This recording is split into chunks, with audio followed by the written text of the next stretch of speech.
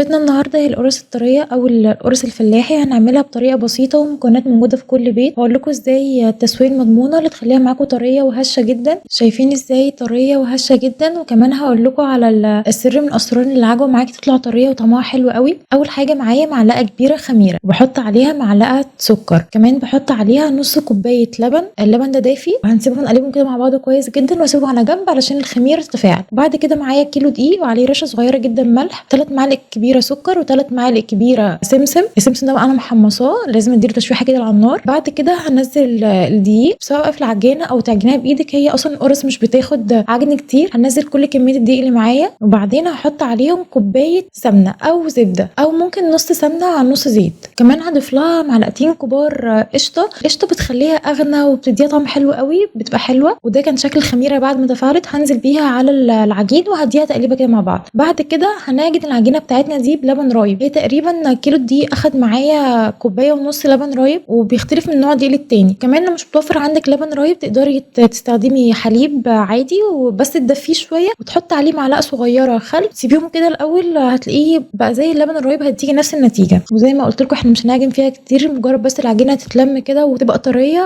ومش بتلزق، يبقى كده العجينة بقت تمام. هلمها كده واغطيها واسيبها في مكان دافي لمدة ساعة عشان تخمر. بعد كده معايا نص كيلو عجوة، ده بشتريه من سوبر ماركت، وبسخنه كده على النار بمعلقة زبدة، اطريها بس، والزبدة بتديها طعم حلو قوي. بعد كده هاخد قطعة عجين وهفردها بايدي كده ونعمل فيها زي حفرة، وبعد كده هاخد قطعة العجوة واحطها في قلب العجين والفها كده، يعني هعملها كورة. بعد كده هضغط عليها، بس مش هضغط بصوابعي، هضغط يعني بجنب ايدي كده، علشان مش عايزة صوابعي تعلم على العجينة. وهكون مجهزة عندي صينية فرن او الصينية اللي هتدخليها بيها الفرن، وحاطة عليها ورق زبدة، وهنعملها بالشكل ده. هخلص كل الكمية، وبعد كده هنغطيها ونسيبها تخمر تاني لمدة ساعة. بعد ما تخمر المرة التانية لمدة ساعة، هكون مجهزة الفرن عندي على اعلى درجة حرارة، ويكون الرف من تحت خالص، وادخلها الفرن. هي مش بتاخد تقريبا غير 5 دقايق بس في الفرن او اقل كمان، انت تتابعيها على حسب حجم الفرن بتاعك. مجرد ان هي تاخد لون ذهبي من تحت خفيف، ولو من فوق لسه ما خدتش لون ذهبي، تقدر تشغلها الشواية. واول ما تطلع هغطيها تاني بس 5 دقايق كده عشان تطرى ما تنشفش، ونلمها على طول علشان تبقى طرية معايا وما تنشفش. شايفين ازاي شكلها حلو قوي، كمان من جوه هشه.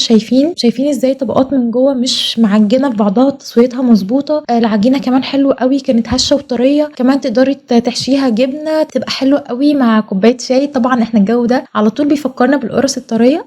هستناكم تجربوها وتقولوا رايكم في الكومنتات.